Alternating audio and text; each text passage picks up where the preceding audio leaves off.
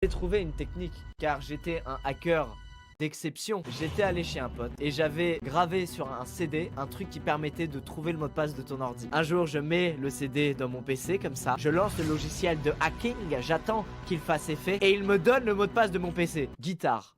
Ce qui n'est pas un mot de passe très sécurisé. Du coup, pendant des mois, j'allais sur le PC quand je voulais, sans que ma mère le sache, parce qu'elle ne se doutait pas que je connaissais le mot de passe. En vrai, je pense qu'elle s'en doutait un peu, vu que le temps que je passais dans ma chambre avait été multiplié par 600. Et comme j'avais pas accès à l'ordi, elle se disait, mais qu'est-ce qu'il peut faire dans sa chambre, Lucas? Mais je jouais tout le temps sans son pour être à l'affût du moindre bruit, parce que si elle ouvrait la porte et qu'elle me voyait sur l'ordi, elle allait comprendre que je connaissais le mot de passe. Je me souviens, mec, j'étais tellement un vieux gars. Je prenais ma chaise comme ça et je bloquais la poignée avec. Tu sais, je faisais comme dans les films. Ok, si ma mère arrive, la chaise va tomber, ça va faire du bruit et j'aurai le temps d'éteindre l'écran et de faire semblant de lire un livre.